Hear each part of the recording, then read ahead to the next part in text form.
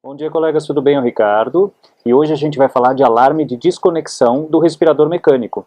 É uma pergunta que eu faço para todos os profissionais de saúde que atendem pacientes em casa e que fazem uso de respirador mecânico contínuo. O respirador, ele tem um alarme principal, que é o alarme de desconexão.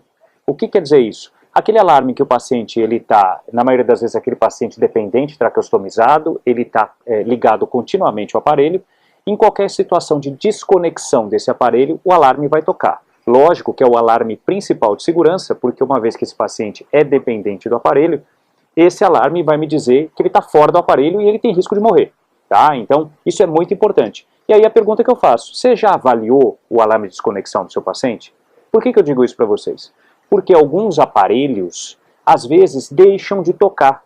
Todo mundo vai atender, todo mundo está ali no dia a dia, todo mundo está atendendo o paciente, mas ninguém presta atenção que às vezes aquele alarme não está tocando.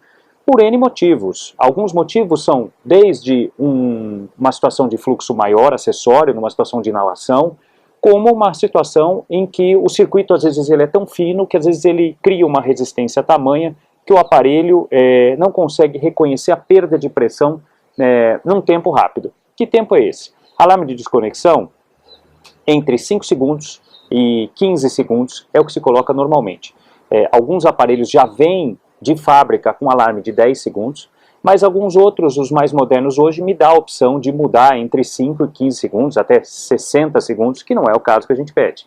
Então, o ideal, entre 10 e 15 segundos, eu acho que é um tempo legal da gente deixar o alarme de desconexão.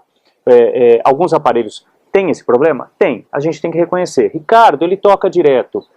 Em algumas situações em que a gente tem dificuldade de ter esse alarme de desconexão, às vezes a gente tem que associar o alarme de desconexão com outro alarme para poder ter uma garantia que ele toque de forma mais rápida. Exatamente em função, das vezes, dessa situação do circuito mais fino, um diâmetro mais fino, em que o aparelho não consegue reconhecer a perda de pressão tão rapidamente. Mas eu acho que isso tem que ser estudado. Eu acho que o mais importante desse vídeo é o seguinte: procure, sempre que você estiver atendendo um paciente dependente de respirador, procure avaliar também se os alarmes estão funcionando de forma correta.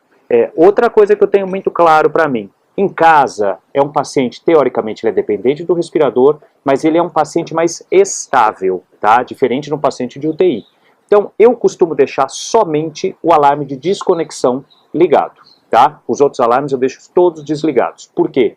Porque exatamente em algumas situações ele pode tocar no meio de uma noite, ele pode tocar no meio do dia, não tem um profissional adequado na casa que possa mexer no aparelho, cria uma situação de insegurança na família, às vezes é um alarme que está simplesmente me dizendo a evolução do paciente e o paciente é dinâmico, ele altera em alguns períodos do dia, mas que não vai caracterizar uma piora clínica ou uma situação de insuficiência respiratória, desconforto respiratório. Tá? Então eu acho que é importante deixar o principal, que é o alarme de desconexão. Se a gente tiver que associar algum outro alarme, a gente vai estudar a necessidade dessa associação. Mas eu acho que o principal é o alarme de desconexão. Tá certo? Qualquer dúvida, eu sei que isso vai criar algumas dúvidas, entre em contato com a gente. Por favor, a gente está aqui para te ajudar. Eu sou o Ricardo Nami, te espero no próximo vídeo. Tchau, tchau.